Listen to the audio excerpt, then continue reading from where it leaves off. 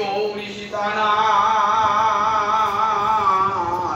প্রেমানন্দে একবার হরি হরি বল।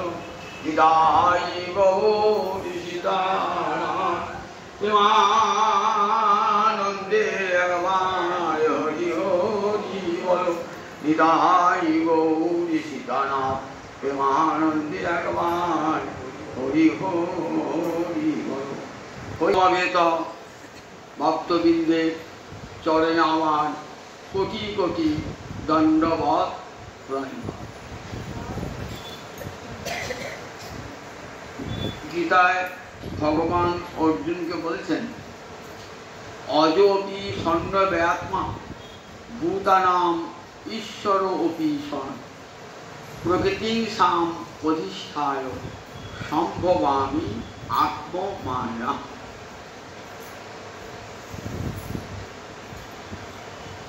দেখো অর্জুন, আমি যে পৃথিবীতে আবির্ভূত হই, জ্ঞানীরা তার বিরোধিতা করেছেন। জ্ঞানীরা বলেছেন ভগবান তো অজ, অজ মানে ন জায়তে ইতি অজ, যিনি জন্মান না তাকেই বলা হয় অজ। ভগবান জন্মান না, তাই ভগবানকে কি বলে? অজ। অব্যয়াত্মা, অব্যয় মানে যার ব্যয়, যার পরিবর্তন হয় না, যিনি সবসময় একরকমই থাকেন, তাকে বলে অব্যয়। ভগবানের তো কোনো পরিবর্তন, সবসময় এক রূপেই থাকেন ভগবান।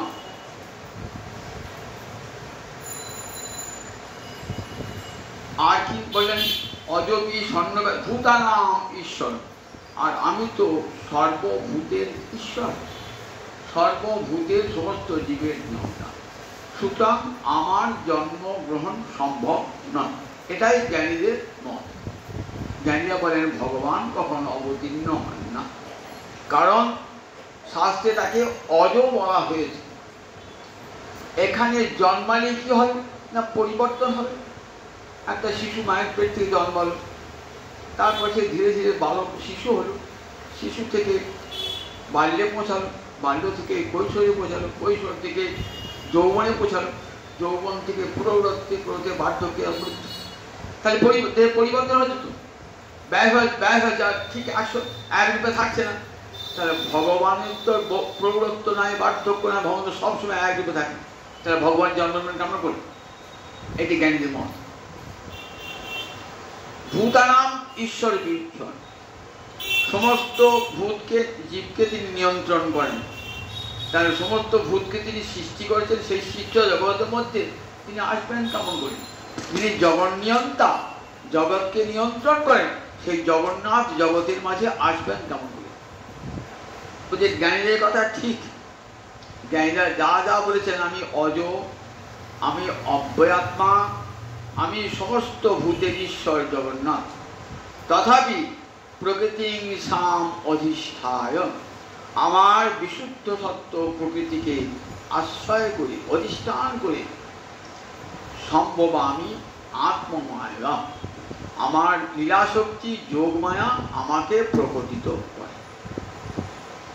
যদি জ্ঞানী তোমাদের সব যুক্তি মেনে নিলাম, কিন্তু সব যুক্তি মেনে নিও, জানো আমার লীলাটা আমি না, আমি যোগমায়া আমাকে নররূপে নিয়ে আসেন। যোগমায়া চিৎশক্তি বিশুদ্ধ সত্য পরিণতি, তার শক্তি লোকে দেখাইতে। যোগমায়া চিৎশক্তি বিশুদ্ধ সত্য পরিণতি, তার শক্তি লোকে দেখাইতে। ভক্তগণে পুরোধন এই রূপ রতন প্রকট করিল নিত্য লীলা হইতে। নিত্য গোলকে যে লীলা হচ্ছে, সেখান থেকে প্রকটিত করলেন যোগমায়া, জগৎবাসীকে কৃপা করবার জন্যে যোগমায়া ভগবানকে নররূপে দিলেন। এই নররূপে লীলা তার সর্বোত্তম লীলা। কৃষ্ণের যত লীলা সর্বোত্তম নরলীলা, নরবপু তাহার স্বরূপ।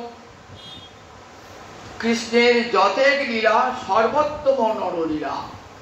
গোবিন্দের যত যত লীলা, মৎস্য, কূর্ম, বরাহ, বামন, কত রূপে লীলা হয়েছে ভগবানের, শুধু তো মানুষ হয়ে নয়, কত রূপে হংস অবতার হয়েছেন ভগবান, মোহিনী অবতার হয়েছেন, সবচেয়ে ভগবানের বলে পূর্ব অবতার হয়েছেন ভগবান, বামন অবতার হয়েছেন ভগবান। এগুলি সব তো ভগবানের লীলা। তার মধ্যে কোনটা সবচেয়ে উত্তম লীলা? বললেন নরলীলা হলো ভগবানের সবচেয়ে উত্তম লীলা। কৃষ্ণের যত লীলা সর্বোত্তম নরলীলা। আমরা রাম অবতার থেকে দেখতে পাই ভগবানের নরলীলার সূচনা হয়েছে। ভগবান নরলীলার যে মাধুর্য, নরলীলা আগেও আমাদের কি পরশুরাম অবতার অবতীর্ণ হয়েছেন, মানুষ রূপে অবতীর্ণ হয়েছেন, কিন্তু ঠিক মানুষের মতো মেলামেশা পরশুরাম কোথাও দেখি না আমরা। কিন্তু রামরূপ থেকে দেখতে পাই ভগবানের সেখানে দাস, সখা, পিতা, মাতা সব রয়েছে, ঠিক মানুষের মতো লীলা।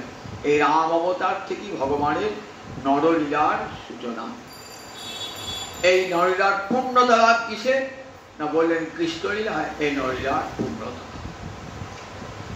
সেখানে ভগবানের কপুর বলিলা মাথা মরি পুত্র রূপে করে নবন্ধন, অতিহীন জ্ঞানে করে লালন পালন, সখা শুদ্ধ চক্ষে করে স্কন্ধে আরোহণ, তুমি কোন বড় লোকি তুমি আমি শোন, ইয়া যদি মান করি করে ভস্তন, বেদস্তুতি হইতে তাহা হরে মোর মন। নরলীলার বৃন্দাবনে নরলীলার কি অপূর্ব মাধুর্য। বললেন আমি যখন যাই কোন আধারে যাই জানো? আমার বিশুদ্ধ সত্য, বলেন স্বীয় প্রকৃতিকে অধিষ্ঠান করে আমি আবির্ভূত হই। যোগমায়া আমার লীলা শক্তি, তিনি আমার লীলাটাকে প্রকটিত করেন। কাজে ভক্তির বাঞ্ছা পূর্ণ করবার জন্যে ভক্তানাং বিনোদার্থম করণী বিবিধা। কৃষ্ণ অবতার বললেন কখন আসেন? কৃষ্ণ অবতার প্রতি যুগে আসেন, কারণ গীতার কথা হচ্ছে সম্ভবামি যুগে যুগে। একটি উদাহরণ গোবিন্দ প্রতি যুগেই আসেন। কে মনে রাখবেন, নন্দনন্দন রূপে কৃষ্ণ একবারই আসেন ব্রহ্মার একদিন। তাহলে যুগে যুগে সম্ভবামি বলেন ভগবানের অংশ কলা, এরা কোন অংশ অবতার, এরা আসেন, ভগবান স্বয়ং আসেন না, তার প্রতিনিধি পাঠিয়ে দেয়। আপনার বাড়িতে নিমন্ত্রণ হলো, আমি যেতে পারলাম না, আমরা নিমন্ত্রণ গ্রহণ করলাম, ছেলেকে বাড়ি দিলাম, নাতিকে বাড়ি দিলাম, তাতে আমারই যাওয়া হলো। তেমনি ভগবানকে সবসময় আসবার প্রয়োজন হয় না। ভগবানের অংশ, ভগবানের শক্তি, ভগবানের কলা, এরা প্রতি যুগে যুগে আবির্ভূত হন। যখন চণ্ডী পড়ছে দেখছেন তো, সেখানে ভগবানের কোনো অবতার নাই, সেখানে ভগবানের শক্তি মা দুর্গা, তিনি অসুখ নিধন করছেন, মহিষাসুরকে, শুম্ভকে, তিনি মধুকৈটবকে তিনি নিধন করছেন। সেখানে ভগবানের আসার দরকার পড়ে না, ভগবান শক্তি দিয়ে কাজ হয়ে গেল। আবার অন্যান্য অবতার যখন মৎস্যরূপ, পূর্বরূপ, বরাহ, বিভিন্ন রূপ, হংসাবতার রূপ ধারণ করেছে, যখন যেমন প্রয়োজন সে।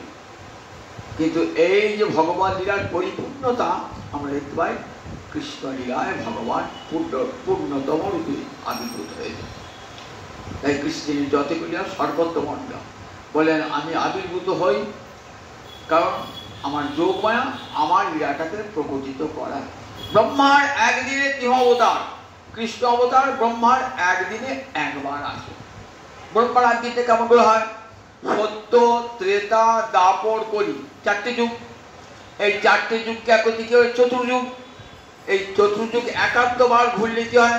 ব্রহ্মার একদিন। ব্রহ্মার একদিনে 14 মন্বন্তর। 14 মন্বন্তর হলো ব্রহ্মার একদিন।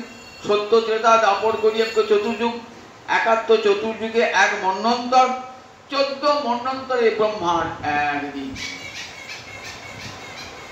এই ব্রহ্মার একদিনে একবার ভগবান আসুন। ব্রহ্মার একটা গোটা দিন কেটে গেল, তো সন্ধে হলো, তখন প্রলয় হয়ে গেল, দৈনন্দিন প্রলয়। এমনি করে ব্রহ্মা 100 বছর বেঁচে থাকে। 100 বছরের পর যখন ব্রহ্মা লয় হয়ে যায়, তখন মহাপ্রলয় হয়। একটা দৈনন্দিন প্রলয় আর একটা মহাপ্রলয়। 12 ঘন্টা যে দিন হয়ে গেল, এবার তো ঘুমিয়ে পড়বেন ব্রহ্মা, তখন হলো দৈনন্দিন প্রলয়। এই যে ব্রহ্মার একদিন, এই ব্রহ্মার একদিনে এই নন্দনন্দন কৃষ্ণ একবার মাত্র আসেন, ব্রহ্মার একদিনে ইহ অবতার। প্রতিযোগী তিনি আসেন না। কখন আসেন, কখন প্রয়োজন হয়? কংসকে ধ্বংস করবার জন্য, জরাসন্ধকে বধ করবার জন্য? বললেন না, অসুর জরাসন্ধ শিশুপাল এদিকে বধ করবার জন্য কৃষ্ণ আসার প্রয়োজন নাই। আগেই তো শোনালাম, মহিষাসুর সেই দেশে নাকি 5টা জরাসন্ধের শক্তিধারী পায়, তাকে তো মা দুর্গাই কবিতা কাজ করল না, মা দুর্গাই বধ করলেন। তাহলে অসুর বধ করবার জন্য কৃষ্ণকে আসতে হয় না, তার অংশ, তার কলা, তার শক্তি দ্বারাই অসুর বধ হয়ে যায়। তাহলে কৃষ্ণ আসেন কি জন্যে? বলেন আমা বিনা অন্যে নারী ব্রজ প্রেম দিতে। যখন ভগবানের অন্তরে ইচ্ছা জাগে যে আমি ব্রজের প্রেম দান করব, তখনই নন্দনন্দন রূপে আবির্ভূত হন। এখন যে মন্বন্তর চলছে এটাকে কি বলে? বৈবস্বত মন্বন্তর। বৈবস্বত মন্বন্তরের 28তম দাপর যুগে ভগবান শ্রীহরি আবির্ভূত হয়েছে, তারপরই গৌরাঙ্গর আবির্ভাব। তাহলে বৈবস্বত মন্বন্তরে অষ্টাবিংশতি দাপরে কৃষ্ণচন্দ্রের আবির্ভাব, এই ব্রহ্মার একদিন। আবার পরে যে দাপর যুগ আসবে, সে দাপরে কৃষ্ণ আসবেন না, তার কৃষ্ণের অংশ করা। তাই ব্রহ্মার একদিনে ভগবান একবার মতো কৃষ্ণচন্দ্র আবির্ভূত হন। তাই সেই সৌভাগ্য আমাদের হয়েছিল, ব্রহ্মার একদিনে একবার ভগবান শ্রীহরি গত দাপরে নন্দন রূপে আবির্ভূত হয়েছিলেন। ভগবান যখন আবির্ভূত হলেন, দেখুন কে জানালে যে ভগবান আবির্ভূত হবেন? ধরিত্রী দেবী অত্যাচারিত হচ্ছেন, জরাসন্ধ, কংস, শিশুপাল এবং এদের বহু সাঙ্গপাঙ্গ গোটা ধরিত্রীকে অত্যাচারিত করে দিয়েছে। এদের অত্যাচারে পৃথিবীর জীব সব এমন অত্যাচারিত, তারা গেলেন কার কাছে যাবেন? তারা গেলেন সৃষ্টিকর্তা ব্রহ্মার কাছে। তুমি তো সৃষ্টিকর্তা, বিপদাপন্ন লোকে কোথায় যায়? পিতার কাছেই যায়। লোক পিতা, তুমি বলো কি করে আমরা বাঁচবো? ব্রহ্মা বলেন চল, আমি তো তোমাকে বাঁচাতে পারবো না, চল। শিবকে ডাকলেন, নারদকে ডাকলেন, ইন্দ্রকে ডাকলেন, সব এবং তাদের অনুচরগুলোকে সঙ্গে নিয়ে কোথায় গেলেন? ক্ষীর সমুদ্রের তীরে। ক্ষীর সমুদ্র কোথায় আছে? উপরে সপ্তলোক, নিচে সপ্তলোক, 14 ভূমন্ত, এই মাঝখানে আছেন ক্ষীর সমুদ্র। কে ক্ষীর সমুদ্রে কে থাকে? না, ক্ষীর সমুদ্রে থাকেন এক ভগবান, ক্ষীর সমুদ্রশায়ী ভগবান, যার কাজ হলো পৃথিবীর সমস্ত অভাব অভিযোগ শোনা এবং সেগুলি সব ভগবানকে জানিয়ে দেওয়া। মানে ক্ষীরোদশায়ী ভগবান, তার কাজই হলো অতদূর গোলকে বৈকুণ্ঠে কে যাবে? যেতে পারবে না। তাই ক্ষীর সমুদ্রের তীরে গিয়ে জানান। ক্ষীর সমুদ্রে এমনই, একদিকে উপর থেকে সপ্তলোক, নিচে সপ্তলোক, ঠিক মাঝখানে রাজধানী হয়। কোথায় রাজধানী দেখবেন? ঠিক দেখবেন দেশের মধ্যস্থানে হয়। সব জায়গার লোক যাতে রাজধানী যেতে পারে, ঠিক তেমনি ওটি ভগবানের রাজধানী। শ্বেতদ্বীপ বলে, ক্ষীর সমুদ্রের যে শ্বেতদ্বীপ, সেখানে ক্ষীর সমুদ্রশায়ী ভগবান আছেন। সেখানে গেলেন ব্রহ্মা, কাকে নিয়ে? মহাদেবকে নিয়ে, ইন্দ্রকে নিয়ে, নারদকে নিয়ে গেলেন। গভীর ধ্যানে বসলেন। তখন ওই ক্ষীর সমুদ্রশায়ী ভগবান বললেন যে আমি শীঘ্রই, দেখো ভগবান শ্রীহরি শীঘ্রই আবির্ভূত হবেন, অংশরূপে নয়, পূর্ণতম রূপে আবির্ভূত হবেন। এবার স্বয়ং ভগবান শ্রীকৃষ্ণ আবির্ভূত হয়ে ধরার ভার হরণ করতে এবং যদুবংশে অবতীর্ণ হবেন। ব্রহ্মা জানিয়ে দিলেন, তোমার দেবগণ তোমরা নিশ্চিন্ত হও, ভগবান শ্রীহরি এবার স্বয়ং আসছেন, স্বয়ং ভগবান আসছেন, তাই তোমাদের কোনো চিন্তা নেই। দেবতাগণকে আশ্বাস দিলেন। মহাদেব ব্রহ্মা সব আপন আপন লোকে চলে গেলেন। ব্রহ্মা চলে গেলেন সত্যলোকে, মহাদেব চলে গেলেন কৈলাসে, দেবরাজ ইন্দ্র চলে গেলেন স্বর্গলোকে, সব চলে গেলেন। এবার ভাবলেন কবে সেই শুভ দিনটা হবে। তারপরে শুনলেন সেই শুভ দিনটি এসেছে ভাদ্র মাসে কৃষ্ণপক্ষের অষ্টমী তিথি। সেই শুভ দিনটি এসেছে, জানতে পেরেছেন কারা? বললেন ব্রহ্মাদি দেবগণ জানতে পেরেছেন। জানতে পেরে কোথায় এলেন? তখন তো বসুদেব দেবকী কংসের কারাগারে। কারাগারে কারা যায়? কয়েদিরা যায়। কারাগার মানুষ পছন্দ করে না, সেখানে সব জেল খাটা আসামি আসে, তো সেখানে কেউ যেতেই চায় না। আর সেই কারাগারে কে এলেন দেখো, ব্রহ্মা ভবশ্চ তত্ত্বিত্ব মণিভি নারদাদিভি সম দেবৈ স্বামীচরৈ সাকম। কে কে এলেন দেখুন, ব্রহ্মা ভবশ্চ, ব্রহ্মা এলেন ভগবানের মহাদেব। ব্রহ্মা ভবশ্চ তত্ত্বিত্ব, সেখানে এলেন, এই তো মানে আসিয়া, তত্ত্ব মানে সেখানে আসিয়া। মুনিভি নারদাদিভি সহ, মুনি মানে সনক সনাতন সনন্দন সন্তোয়ারা মুনি, দেবর্ষি নারদ, দেবই স্বামীচরৈ, তাদের আবার সঙ্গ সব আছে, ইন্দ্র বরুণাদি সব নিয়ে কোথায় গেলেন? এই কংসের কারাগারে এসেছেন, যেখানে বসুদেব দেবকী কারাগারে আবদ্ধ হয়ে গেছে, হাতে পায়ে শৃঙ্খল বাঁধা। কারাগার মহাতীর্থ হয়ে উঠল। স্বয়ং ভগবান জন্মাবেন কোথায় দেখুন, যে ভগবানটি আদরের ঠাকুর এলেন অত্যন্ত অনাদরে। তার জন্মাবার সময় একটা শঙ্খধ্বনি হলো না, একটা উলুধ্বনিও হলো না, কেউ জানতেও পারলেন না যে স্বয়ং ভগবান পৃথিবীতে আসছেন। যিনি পৃথিবীকে আলো দিতে আসছেন, তিনি এলেন অন্ধকারের দিনে। আদরের ঠাকুর এলেন ভাদরে, অনাদরে বাদরে এলেন। আদরের ঠাকুরটি দেখুন কেমন, যিনি পৃথিবীকে আলো দেবেন, তিনি এলেন অন্ধকার রাতে, কেউ জানতেই পারলেন না যে ভগবান শ্রীহরি এসেছেন। দেবতারা কিন্তু জেনেছেন। এসে তারা ওই কারাগার আলোকিত করে কি করছেন? তারা বলেন গিরভি, তারা মধুর বাক্যের দ্বারা কি করলেন? বৃষণম, অর্থাৎ সমস্ত কামনা বর্ষণকারী গোবিন্দকে কি করল? ওই দয়ান স্তব করে তুষ্ট করলেন ভগবান। ব্রহ্মা, শিব, নারদ, সনকাদি মুনিগণ, ইন্দ্র আদি দেবগণ সবাই এসেছেন কংসের কারাগার আলোকিত করে। কেউ জানতে পারলেন না যা দেবতারা এলেন। দেবতারা এসে দেবকীর গর্ভকে বন্দনা করছে। দেবকী গর্ভ, ব্রহ্মা ভাবছেন কবে সেই শুভ দিনটা হবে। যখন শুনলেন ভগবান আসবেন, মনটা আনন্দে ভরে উঠল। বৃষণম মানে বর্ষণকারী। সারা জ্যৈষ্ঠ মাস খরা গিয়েছে, চাষি ধানের বীজ পুঁতেছে, কিন্তু একটুও জল নাই, এক ফোঁটাও জল নাই। চাষি কোথায় তাকিয়ে থাকে? মেঘের পানে, কখন মেঘ থেকে বৃষ্টি হবে, আমার শস্যগুলো বাঁচবে। তাই ব্রহ্মা জীব শস্য লাগিয়েছেন, জীব শস্য লাগিয়েছেন, কোটি কোটি জীব, তারা তো মরে শুকিয়ে যাবে, কি করে তারা পুড়ছে? তারা ত্রিতাপনলে, আধ্যাত্মিক, আদিদৈবিক, আদিভৌতিক, এই ত্রিতাপনলে জ্যৈষ্ঠ মাসের মতন তাপ, এই তাপে তারা দগ্ধ প্রায়। কি করে বাঁচবেন?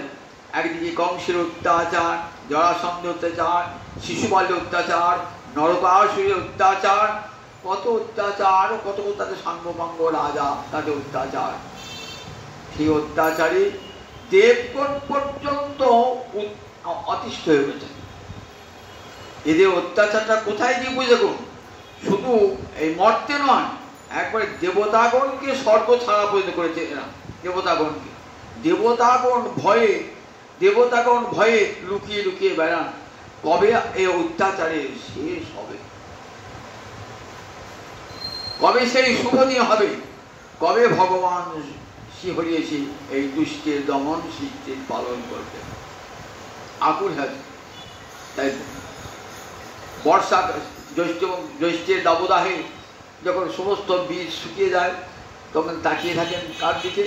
মেঘের দিকে, যে মেঘ যদি এক ফোঁটা বাজি বর্ষণ করে তাহলে আমার শস্য কত আছে। কৃষ্ণ নব জলধর জগৎ শস্য উপর বরিশহে লীলামৃত ধার। চৈতন্য চৈতামৃত কবিরাজ গোস্বামী লিখেছেন, কৃষ্ণ নব জলধর জগৎ শস্য উপর পরিসয়ে লীলামৃত ধার। জগৎ শস্যতা, জগতে কত জীব জন্তু প্রাণী মানুষ রয়েছেন, তো এই যেন ব্রহ্মার সৃষ্ট সব ব্রহ্মা সব বীজ পুঁতেছেন। কৃষ্ণ নবজলধর, কৃষ্ণ নবজলধর তিনি এসে বাড়ি বর্ষণ করবেন, লীলামৃত বর্ষণ করবেন, আবার মানুষ শান্তি পাবে, মানুষ শান্তি পাবে। তাই কৃষ্ণ আবার তখন চাতক পাখি সারা গ্রীষ্ম সে কাছে জল পেল, অন্য কোনো জল সে খাবে না, নদীর জল সে খাবে না, সমুদ্রের জল সে খাবে না, সরোবরের জল সে খাবে না, সে বর্ষা জল ছাড়া খাবে না। বজ্র করে তার দেহ চলে যায়, তথাপি কিন্তু সে চাইবে ওই বর্ষার জল। ঠিক তেমনি ইন্দ্রাদি দেবগণ সব এসেছেন, তারা দাবদাহনী, তারা কামড় যতক্ষণ পর্যন্ত কৃষ্ণ কৃপা লাভ না হবে ততক্ষণ পর্যন্ত তাদের শান্তি নাই। নীলকণ্ঠ পাখি আকাশের দিকে চেয়ে থাকে কখন বর্ষণ হবে। মহাদেব নীলকণ্ঠ গোবিন্দ এসেছে শুনে, আসছেন শুনে মহাদেবেরও আনন্দে সীমা নাই। তাই কংসের কারাগারে ব্রহ্মা এসেছেন, মহাদেব এসেছেন, দেবর্ষী নারদ এসেছেন, সনকাদি মুনিগণ এসেছেন, দেবরাজ ইন্দ্রাজ এসেছেন। আজ কংসের কারাগার মহাতীর্থে পরিণত হয়ে, দেখুন আজ আমরা সবাই যাই কংসের কারাগার, বৃন্দাবনে গেলে কংসের কারাগারটা প্রণাম করে এসেছিলেন, মহাতীর্থ হয়ে গেছে। তীর্থ কখন, কারাগার কখন তীর্থ হয়, সেই কারাগার তীর্থ হয়ে গেছে। একবার যে কত লক্ষ লক্ষ লোক যাচ্ছে, এসে তারা স্তব করছে, ব্রহ্মাদি দেবগণ স্তব করছে। ব্রহ্মা বলছেন, আমার 4টে মুখ আছে বটে, কিন্তু 4টে মুখে তোমার স্তুতি করো শেষ হবে না। মহাদেব বলছে, আমার 5টা মুখ আছে, আমার 5টা মুখেও তোমার স্তুতি করে আমি শেষ করতে পারবো না। কেন পারবে না?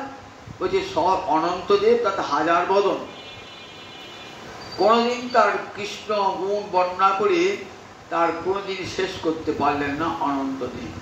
তা যার এক অনন্ত বদন, 1000 না, হাজার হাজার বদন, সে যখন গোবিন্দ গুণ বর্ণনা করে শেষ করতে পারলো না, আমাদের তো 4টে মুখ 5টা মুখ, কেমন করে তোমার স্তুতি করবো প্রভু?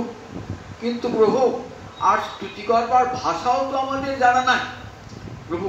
কিন্তু শাস্ত্রে শুনেছি, মুখং করতি বাচালং পঙ্গুম লঙ্ঘয় দেবী যৎকৃপা তমহং বন্দে পরমানন্দ মাসম।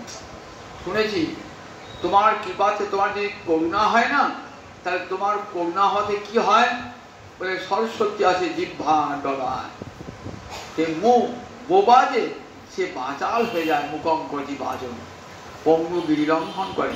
তাই তুমি কৃপা করে যেটুকু বলাবে তোমার গুণ, সেইটুকুই আমি বলবো। একটা পাখি উঠতে উঠতে যায়, সে কিভাবে আকাশ থেকে ছোবো, কোনদিন সে আকাশ থেকে ছুতে হবে না, কিন্তু যার যত শক্তি ততটুকু উড়ে যায় বলে। তাই আমাদের যতটুকু শক্তি ততটুকু তোমার স্তুতি আমরা করছি, তার বেশি স্তুতি আমরা করতে পারবো না, আমাদের ক্ষমতা নেই। কারণ অনন্তদেব অনন্ত বদনে তোমার মহিমা বর্ণনা করে শেষ করতে পারেন না। তাই গোবিন্দ বলেন, আগে আমি কি বলি, সত্যব্রতং সত্যপরম ত্রিসত্যং সত্যস্য সত্যং নিহিতঞ্চ সত্যে। বললেন সত্যাত্মকতা আমি শরণং প্রপন্না। তাই ব্রহ্মাদি দেবগণ প্রতিবেশে বলছেন, হে গোবিন্দ, আমরা তোমার চরণে আগেই আত্মসমর্পণ করছি, তোমার চরণে আগে আমরা শরণাগতি গ্রহণ করলাম। শরণাগতি না হলে কৃপা হয় না ভগবানের। শরণাগতির 6টা লক্ষণ থাকে। কি কি লক্ষণ থাকে দেখুন, শরণাগতি 6টা লক্ষণ। আনুকূল্যস্য সংকল্প, প্রাতিকূল্যস্য বর্জনম, রক্ষিষ্যতি ইতি বিশ্বাস, গোপ্তৃত্বে বর্ণং তথা, আত্মনিক্ষেপ কার্পণ্যে সর্বিধা শরণাগতি। তাকে শরণাগতি বলেন। 6টা লক্ষণ শরণাগতি। প্রথম লক্ষ্যটা কি বললেন? লক্ষণটা আনুকূল্যস্য সংকল্প। আর তো মানে যা গোবিন্দের প্রীতিকারক, আমি সেটি ছাড়া আর কিছুই করব না। যদি কেউ প্রতিকূল আচরণ করে তাকে বর্জন করতে আমার বিন্দুমাত্র দ্বিধা হবে না। প্রাতিকূল্যস্য বর্জন, আমার কৃষ্ণ সেবায় যে বাধা সৃষ্টি করবে সে যদি আমার নিজের পেটের সন্তান হয় আমি তাহলে তাকেও পরিত্যাগ করবো। প্রাতিকূল্যস্য বর্জন, যা কৃষ্ণের রুচিকর নয়, প্রীতিকর নয়, তাকে সম্পূর্ণরূপে বর্জন। তাদের করে আমার মুখে বলি শরণাগতি, দেখেছে তো শরণাগতি কেমন? শরণাগতি কেমন থেকে কতখানি হলে শরণাগতি হয়? যে আমার নিজের সন্তানকে ত্যাগ করত অঙ্গরাজা, তার পুত্র, তার ভয়ঙ্কর অসুখ বেন রাজা, অসুখ অঙ্গরাজা পরম হরিভক্ত রাজা, আর তার স্ত্রীটি ছিল অসুর কন্যা। তাহলে অসুর কন্যার গর্ভে জন্মিয়েছে বেন অসুর। মা দুঃশীলা হলে সন্তান দুঃশীলা হয়, মা দিয়ে দোষে ন দুঃশীল। রাজা থাকতে পারলেন না, যে আমার হরিভজনের ব্যাঘাত করছে আমার স্ত্রী এবং আমার পুত্র, সুতরাং এই সংসারে আমার থাকবো না।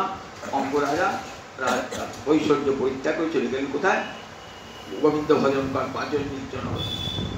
রাজস্বী ভরত সুদুস্তজ দার সুতান সুহৃদার্যম হৃদস্পৃশ জহ যুবৈব মলবত উত্তম স্বরূপ লাল। দেখেছেন কাকে শরণাগতি বলে? কাকে?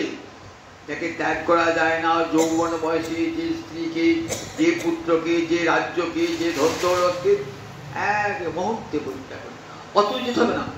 গৌরাঙ্গ অবতার দেখুন, রূপ সনাতন, এতে কি দুঃখ ছিল জীবনে? ঘরে সুন্দরী স্ত্রী ছিল, প্রচুর ঐশ্বর্য ছিল, কত রাজপদ, উচ্চ রাজপদে ছিলেন। দেখলে এগুলি সব আমাদের কৃষ্ণ ভজনের প্রতিকূল। এগুলি যতক্ষণ থাকবে ততক্ষণ পর্যন্ত কৃষ্ণ ভজন হবে না। আরাম করে খাটের উপর শুয়ে থেকে ভগবত ভজন করে হয় না, ভালো মন্দ খেয়ে কখনো ভগবত ভজন হয় না। তাই দেখুন সব বলে এগুলি সব কৃষ্ণ সেবার প্রতিকূল বলে পরিত্যাগ করছিলেন। আর আমরা খাটের বসে ভালো মন্দ খেয়ে আমি গোবিন্দ চরণে শরণাগত বলি। কতখানি ভণ্ডামি বুঝলি ব্যাপার, কতখানি ভণ্ডামি! কোন কোটি কোটি জন্ম এই ভজনে গোবিন্দ পাওয়া যায় না।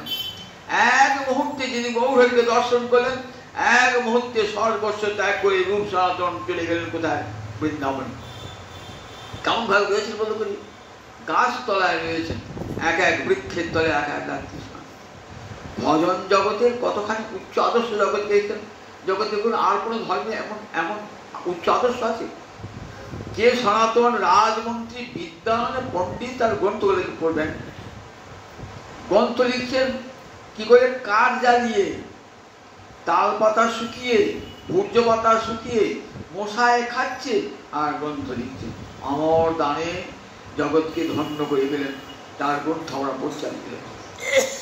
লাইটও ছিল না, মাথার উপর ফ্যানও ভরে নাই, গদি খাটের বসে লেখেন নাই, কোথায় বন জঙ্গলে বসে আছে, মশায় খাচ্ছে, কাঠ জ্বালাচ্ছেন আর কলম দিয়ে লিখছেন তাল পাতের উপর লিখছেন। কতখানি আনুকূল্য সুসংকল্প প্রাতিকূল্যস্য বিবর্জন সর্বতোভাবে। স্ত্রী পুত্র তাদেরকে সব পরিত্যাগ করতে, এটা থাকলে আমার কৃষ্ণ ভজন হবে। রক্ষী সত্যির বিশ্বাস, দৃঢ় বিশ্বাস, গোবিন্দ আমাকে রক্ষা করবেন। নির্জন বনে রয়েছে না বৃন্দাবন, তখন তো একবারে সাপদ সংকুল, সেখানে সব সিংহ বাঘ থাকে। আমাদের কাটোয়াতে সিংহ বাঘ থাকতো, তাহলে বৃন্দাবন বৃন্দাবনের সিংহ বাঘ থাকতো, মাথা হাতি থাকতো, বড় বড় কেউ সাপ ঘুরে বেড়াতো। সেখানে শুয়ে আছেন, গাছতলায় শুয়ে আছে, যে কোনো তো সব ধ্বংস ভয় করছি। আমাকে রাখবার রাখবেন, সাপে কাজে মরবো, বাঘে খেয়ে মরবো। তো ভজন রঘুনাথ দাস বসে ভজন করছেন তো রাধাকুণ্ডের তীরে।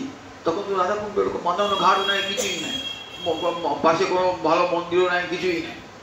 মাটির উপরে বসে ভজন করছেন। একটা বাঘ হাঁ করে জল খেতে, সমুদ্র গোস্বামী পা দেখলেন একটা বাঘ, ওই বাবা এখনই খেয়ে যায় অবস্থা। দেখলেন, দেখে বললেন দেখো তুই ভজন সাধন করছো তো, বাঘের কথা বললেন না। তাহলে শুনতে রঘুনাথ দাসকে বাঘে খায় খাবে, দেখতেই পান নাই বাঘটাকে। বলে দেখো তুমি নির্জনে ভজন করো, প্রকাশ্যে ভজন না করে নির্জন ভজন। এই বলে তাহলে রঘুনাথ যাবে, কুড়ে ঘর তৈরি করেন, সেখানে রঘুনাথ কুড়ে ঘরে বসে রাধাকুণ্ডের তীরে ভজন করে। তাহলে দেখুন সেখানে বৃন্দাবনে কিরকম দেখুন, চারিদিকে বাঘ সিংহ হাতি ঘুরে বেড়াচ্ছে, আর সেইখানে ভজন করছে। লোকনাথ গোস্বামী শুয়ে আছেন একটা গাছে শিকড় মাথা দিয়ে শুয়ে আছেন, আর গলাতে ঝুঁকি করে রাধা বিনোদ বিগ্রহণীর কাছে সেইখানে দুইটাকে ফলমূল যা পেলেন মাথা পেলেন রাধা বিনোদ খাওয়াচ্ছে, তিনি খাচ্ছে। কেমন ভজন দেখুন একবার। সব স্ত্রী পুত্র পিতা মাতা এক সব ছিল, সংসারে সংসারে সব সুখ ছিল, কি হারার প্রয়োজন ছিল, সংসার বসে তো ভজন করতে পারতেন। দেখলে এগুলো সব প্রতিকূল, কৃষ্ণ সেবার অনুকূল নয়, সর্বস্ব ত্যাগ করি। আবার দৃঢ় বিশ্বাস, আমাকে সাপে খাবে কেন, আমার যদি গোবিন্দ মাছি, আমার এই দেহটা যদি গোবিন্দ চরণে সমর্পিত, গোবিন্দ চরণে যখন সমর্পিত হব, তখন দেহটার ভার তো গোবিন্দের। ছেলে শিশু মায়ের কোলে শুয়ে আছে, তার তো কোনো ভার নেই। সে সাপ আসুক আর হাতি আসুক আর বাঘি আসুক, সে তো নিশ্চিন্ত মায়ের কোলে সে শুয়ে আছে, তার কোনো ভয় নেই। মশা আসুক মাছি আসুক সাপ আসুক বিছে আসুক, মা তাড়াবে। ঠিক তেমনি এবার শিশুর মতন শরণাগত শরণাগত বললেন আনুকূল্য সংকল্প প্রাতিকূল্য রক্ষী সত্যি বিশ্বাস ভক্তি দেবরণতা। তিনি জগতে একমাত্র গোপ্তা রক্ষাকর্তা, তিনি ছাড়া জগতের আর কেউ রক্ষাকর্তা নাই। এই অন্তরে দৃঢ় বিশ্বাস থাকবে যারা শরণাগত। আর আত্মনিক্ষেপ, আমার এই দেহ মন প্রাণ প্রভু সব তোমারই দেওয়া, তোমার চরণে আমি অর্পণ করে দিলাম। আর আমি প্রভু তোমার কৃপার পাত্র, কৃপার চোখে দেখো আমাকে। আমি ধনী মানি কুলি পণ্ডিত কিছুই নয়, উচ্চ বংশজাত কিছুই নয় প্রভু, আমি তোমার কৃপার পাত্র, আমাকে ওই কৃপার পাত্র, আমার সাধন ভজন জ্ঞান কিছুই নাই, আমি তোমার কৃপা। এই ছটা গুণ থাকলে একেবারে শরণাগত। ব্রহ্মালী দেবগণ কে বলছেন সত্যাত্মকং শরণং প্রপন্ন। আমরা আমি তোমার শ্রীচরণে শরণাগত হলাম, তুমি কৃপা করে মুখে যে ভাষা দেবে সেই ভাষাতেই তোমার স্তুতি করব। সত্যব্রত 8টা বিশেষণ দিয়েছেন। সত্যব্রত মানে সত্যই তোমার ব্রত। কিরকম সত্যব্রত? আপনি যখন ব্রত করেন না, তা ব্রতটা যাতে লঙ্ঘন না হয়, একাদশী করছেন তো একাদশী লঙ্ঘন হয়, যে কোনো উপায় আপনি অন্নাদি গ্রহণ করে না খেন, যে কোনো ব্রতই করুন, বিপত্তানি ব্রত করলেন, যে কোনো ব্রত করলেন নিষ্ঠার সঙ্গে করেন তো অবহিত হবে, ব্রত লঙ্ঘিত না হয়। ভগবানের বলেন সত্যই তোমার ব্রত, সত্য ব্রত। কিরকম সত্য ব্রত? বলেন ভগবানের একটা ব্রত আছে, কিরকম ব্রত জানো? ভগবান বলছেন এই দেখো রাম অবতারে ভগবান বলছেন হনুমানকে শুনিয়ে, যখন বিভীষণ আশ্রয় নিতে এসছে না, বিভীষণ রাবণ তো পদাঘাত করে তাড়িয়ে দিল বিভীষণকে, রামচন্দ্রের আশ্রয় নিয়েছে। হনুমান তখন সুগ্রীব বলছেন প্রভু ও শত্রু, বিশ্বাস করা যায় না, তখন আশ্রয় দেবেন না। হনুমানের দিক তাকিয়ে আছে, ভক্তরাজ হনুমান কি বলে? হনুমান বলছেন প্রভু তোমার ব্রতটা মনে আছে? কি ব্রত? সকৃদপি প্রপন্ন স্তবাস্মৃতি চ যাচতি অভয়ং সর্বদা তস্मै দদাম্যে তদ্ব্রতম। সকৃত অপি প্রপন্ন, একবার যদি কেউ মুখে বলে গোবিন্দ আমি তোমার চরণে শরণাগত, সকৃত একবার, অভয়ং সর্বদা তস্मै, আমি তাকে অভয় দান করি, এটা আমার। ভগবানের কিন্তু এই ব্রত থেকে এক মুহূর্ত নড়েন না, এক মুহূর্ত পৃথিবী নড়ে গেলেও ভগবান নড়বেন না। ভগবান ভক্তকে যদি একবার ভক্ত গোবিন্দ চরণে আশ্রয় গ্রহণ করেন, তাকে তিনি রক্ষা করবেনই করবেন। যখন ইন্দ্র বায়ু বর্ষণ করছেন, প্রচন্ড ঝড় প্রচন্ড বিদ্যুৎ বজ্রপাত হচ্ছে বৃন্দাবনের উপরে, সব ব্রজবাসী এসেছেন বাঁচাও পুরো বাঁচাও পুরো বলে, কোনো চিন্তা নাই, আমার প্রতিজ্ঞায় আছে। কি প্রতিজ্ঞা? আমার ভক্তকে আমি সর্বতোভাবে রক্ষা করব। আমি গীতায় অর্জুনকে এই প্রতিজ্ঞা বাণী শুনেছি, জানো অর্জুন, নমে ভক্ত পুনঃসন্তি, নমে ভক্ত পুনঃসতি, আমার ভক্তের কখনো বিনাশ হয় না, আমি তাকে সর্বতোভাবে রক্ষা করি। তেষামহং সমুদ্ধর্তা মৃত্যু সংসার ও সাগরা। দারুসোধ্যায় বলছেন মৃত্যুরূপ সংসার সাগরতে আমি তাদেরকে উদ্ধার করি। এই বিশ্বাস ভক্তের অন্তরে দৃঢ় থাকে। আর ভগবানের এই যে ব্রত, সত্য ব্রত, তুমি এসেছো প্রভু, কথা দিয়েছিলে যে আমি শীঘ্র যাবো, তোমাকে রক্ষা করব। তাই দেখছি আমি সত্য সংকল্প প্রভু, তুমি এসেছো। ভগবান তুমি বিরাট এসেছো। কোথায় এসেছো? দেবকীর গর্ভে এসেছো প্রভু। তো আমাদের চরম বিপদের দিনে তুমি এসেছো, লুকিয়ে অন্ধকারে এসেছো আমাদের রক্ষা পাওয়ার জন্য। সত্য পরম প্রভু, তোমাকে পাওয়ার একমাত্র উপায় হলো সত্য। মিথ্যা দিয়ে তোমাকে কোনোদিন পাওয়া যাবে না। আমরা ঘর বাড়ি সংসার যা মিথ্যা, তারপর তাকে সত্য বলে ভেবে ভজন করি, তো এই ভজনে কোনোদিন গোবিন্দকে পাওয়া যাবে না। যতদিন এই স্ত্রী পুত্র ঘর সংসারকে মিথ্যা বলে ভাবতে না পারছি, ততদিন ভগবত ভজন সিদ্ধি লাভ করবে না। যখন জানবো এই ঘর বাড়ি সংসার অর্থ বিত্ত ধন দৌলত সব মিথ্যা, আজ আছে কাল নাই, এটা যতক্ষণ না জানছি ততক্ষণ ভজন সাধন আমার সিদ্ধি লাভ হবে না। মহারাজ অপুরসাদি দেখুন কারণ ভজন করেছেন, যখন জানলেন যে সব গোবিন্দের আমার স্ত্রী পুত্র আদি সব বলেন এগুলি সব আমার কৃষ্ণ ভজনের বাধক, কৃষ্ণ ভজনের সাধক নয়, এইগুলি সব মিথ্যা। তখন মন প্রাণ রাজত্ব করছেন বটে, কিন্তু রাজত্ব মন নাই, রাজ ঐশ্বর্যে মন নাই। ভাবছেন আমাকে রাজা করেছেন গোবিন্দ, আমি তার প্রতিনিধি, এ রাজত্ব তার, এ ধন ঐশ্বর্য বিত্ত তার। কখনো ভাবতেন না আমার যুধিষ্ঠির, কখনো ভাবতেন না আমার রাজর্ষিরা, কখনো ভাবতেন না আমার রাজত্ব, আমার রাজ্য। বলছি মিথিলায়াং তদগ্ধায়াং নমে দজ্জতি কিঞ্চন। মিথিলা যদি পুড়ে যায় আমার কি হলো, তাতে আমার কি? ভগবানের পূর্বে মিথিলা কি আমার নাকি? ঠিক যুধিষ্ঠির থেকে যদি আমার রাজ্য শেষ হয়ে যায় তাহলে ভগবানে যাবে, আমার কিছুই নয়। আমাকে তিনি কৃপা করে তার প্রতিনিধি রূপে রাজা রেখেছেন, আমি রাজা। কখনো সেগুলিকে আপন বলে ভাবতে পারেন নাই, তাই সব মিথ্যা বলে ভাবতেন জগৎ সংসার। কিন্তু তার সৃষ্টি লীলা তো রক্ষা করবার জন্য আমাকে প্রতিনিধি করেছেন, আমি তার আদেশ পালন করে যাব। তাই তোমাকে পাওয়ার একমাত্র উপায় সত্য। সমস্ত মিথ্যা বস্তুতে মোহ পরিত্যাগ করে সত্য বস্তুকে যিনি আঁকড়িয়ে ধরতে পারবো, সেদিনই ভগবত প্রাপ্তি হবে। সত্য পরম ত্রিসত্যম বলেন, দেখো তিন কালে তুমি আছো ত্রিসত্যম। তুমি অতীতে ছিলে, বর্তমানে আছো, আবার ভবিষ্যতেও থাকবে। ব্রহ্মাকে ভগবান চতুশ্লোকী ভাগবত করেছেন, 4টে শ্লোকে গোটা ভাগবত করেছেন, 4টে শ্লোক, তাকে বলে চতুশ্লোকী ভাগবত। সেখানে বলছেন অহম এবং আসম এবাগ্রে নান্য। আমি ছিলাম যখন কেউ ছিল না পৃথিবীতে, অহম এবং আসম অগ্রে, তখন আমি ছিলাম, না অন্য। পশ্চাদহম, যখন সব চলে যাবে, লয় পেয়ে যাবে, কেউ থাকবে না, আমি থাকবো। যে অবশিষ্ট, যে অবশেষ থাকবে, সেই আমি একমাত্র অবশিষ্ট থাকবো। কারণ ব্রহ্মার প্রলয়ে আমি বিনষ্ট হই না, আমি ত্রিকাল। একটা ভোজবাড়িতে আমি যে নাম সংকীর্তন হচ্ছে, লোকজন খাবে, আপনি একটা রাস্তা রাহি লোক ঢুকে বললেন মধ্যাহ্ন পর্যন্ত হয়ে যাবে, কেন ঢুকে বললেন বাবা বিরাট বাড়ি, বাড়ির তো চিনতে পারছি না, মালিকটা কি? বলছি এ বাড়ি মালিক কি? দাঁড়ান, আমি যাবি হয় না, কে বাড়ি মালিক কি? আমি ঢুকে বলছি আমার মতো, কে বাড়ির মালিককে জানি না।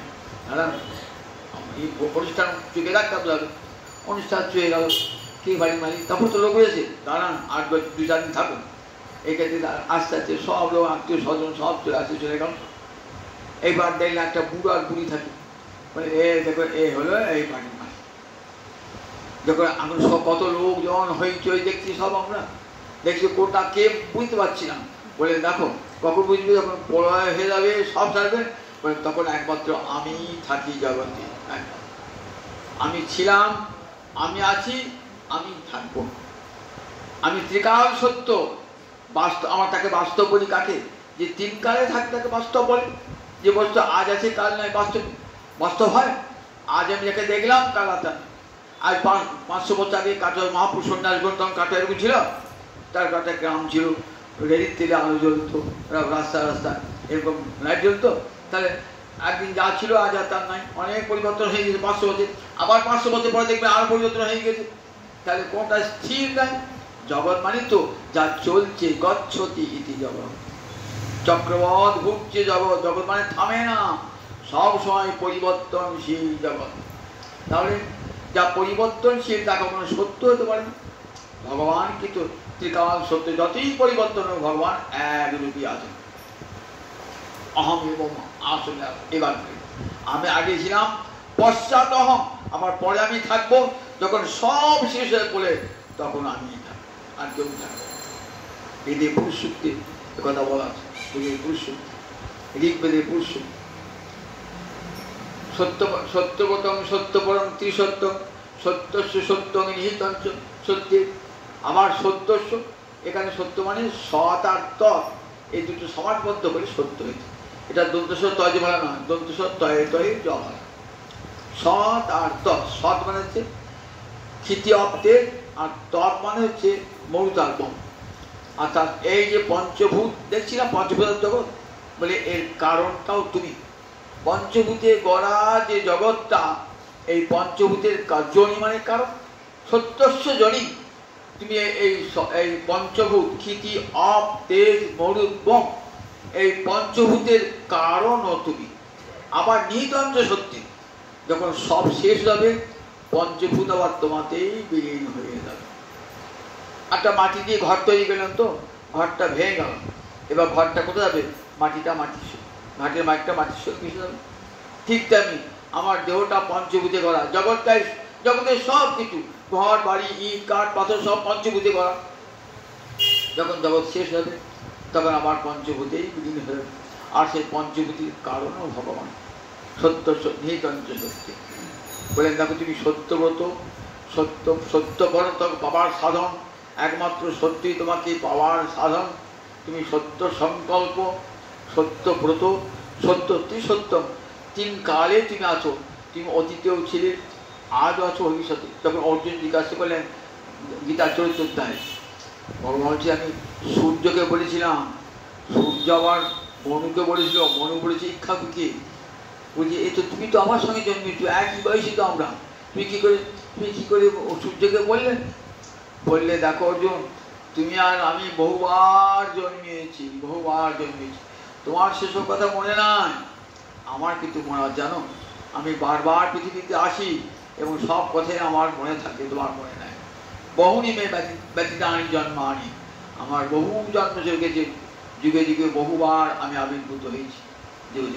যখন যেমন যুগের প্রয়োজন তেমনি আবির্ভূত হয়েছি। সত্যস্য জনি সত্যাত্মকম, তার প্রকটতা বললেন। সত্য যার আত্মা তাকে বলে সত্যাত্মক। আত্মা তো সত্যি হয়। বললেন না, আত্মা বললে শুধু আত্মা বোঝায় না, কিংবা দেহ মন বুদ্ধি স্বভাব এগুলিকে আত্মা বলা হয়। আমাদের আত্মাটা সত্য, দেহটা সত্য নয়, মন সত্য নয়, বুদ্ধি সত্য নয়, স্বভাব সত্য নয়। বললেন ভগবানের কিন্তু সবটাই সত্য, ভগবানের সবটাই সত্য। ভগবানের দেহ, কারণ ভগবান তো সচ্চিদানন্দময়। সৎ চিৎ আনন্দ, এই 3টে উপাদান ভগবানের দেহ। মানুষ রূপে এরও তিনি মানুষ নন। আমরা তাকে মানুষ বলে মনে করি। তো আমরা জগতের দৃষ্টি দিয়ে ভগবানকে দেখি। মানুষ আসে বা মরে, ভগবানের মৃত্যু আছে, ভগবানের জন্ম আছে বলি। তো ভগবানের জন্মও নয়, ভগবানের মৃত্যু নয়, ভগবানের আবির্ভাব, ভগবানের চিরভাব। কখনো লীলা প্রকট, কখনো লীলা অপ্রকট। যখন ভগবান দেখতে পাই না, অপ্রকট লীলা, এই লীলা এখানে নাই, লোক লোচনের গোচের ভূত নয়। আর যখন লীলাটি দেখি তখন প্রকট লীলা ভগবানের। কিন্তু আমার বলে দেখো, আমার এই পাঞ্চভৌতিক আমি মিশে যাবে, কিন্তু ভগবান সর্বাবস্থায় এক, সচ্চিদানন্দময়, সৎ চিৎ আনন্দ। এই 3টি উপাদানে তার দেহ করা। আমার দেহটা রক্ত মাংস মেদ ইদি করা, ভগবানের দেহটা তা নয়। সৎ চিৎ আনন্দ 3টি উপাদানে। কিন্তু ক্রীড়া মনুজ বালক, ঠিক মনুজ বালক হয়ে এসছেন, অর্থাৎ মানুষের বালক হয়ে এসছেন খেলা করবার জন্যে, লীলা করবার জন্যে। খেলা তো জোট ছাড়া খেলা হবে না। আপনার সঙ্গে খেলা করবে না, কারণ আমরা তো মরণশীল। আমার সঙ্গে খেলা হবে, কাদের সঙ্গে খেলা হবে? তাই নিয়েছেন গোলক থেকে, সব নিয়েছেন ওই শ্রীদাম সুদাম সখা সব গোপ গোপীগণকে নিয়েছেন। চলো ব্রজে খেলা রাখাবো। এবার খেলা করতে গেলে তাই খেলার সঙ্গী চাই। তাই সেই ব্রজের শ্রীদাম ব্রজের সুদাম সবাই আবার এলেন। সেই পিতানন্দ মা যশোদা সব এলেন। সেই বৃন্দাবন, সেই গিরি গোবর্ধন, সেই যমুনা সব আবার এলেন গোবিন্দের লীলা হয়ে বলি। যারা এরা নিত্য বস্তু কখনো ধ্বংস হয় না, তাই প্রকট করিল নিত্য লীলা হই। যোগমায়া বিবাহ করে আবার সেই বৃন্দাবনকে নিয়ে এলেন, সেই সেই যমুনাকে নিয়ে এলেন, সেই গিরি গোবর্ধনকে নিয়ে এলেন, সেই লীলার সঙ্গীগণকে নিয়ে এলেন। লীলা হবে না তো। তাই বৃন্দাবনে যত গোপী দেখবেন সব তারা সব গোবিন্দ লীলার পরিকর। খেলা ক্রীড়া মনুজ বালক মনুষ্য বালকের মতো সেই রণলীলা করছেন। যতি কৃষ্ণের যতি লীলা সর্বোত্তম লীলা, নলীলা তাহার স্বর। এমনি করে ভগবানকে স্তব করছেন। এই ভাগবতের নাম গর্ভস্তুতি। দেবকীর গর্ভকে সে স্তুতি করছেন। ভাগবতের নাম গর্ভস্তুতি। কারাগারে এসে দেবতার স্তুতি করছেন। 8টা দিন কৃষ্ণ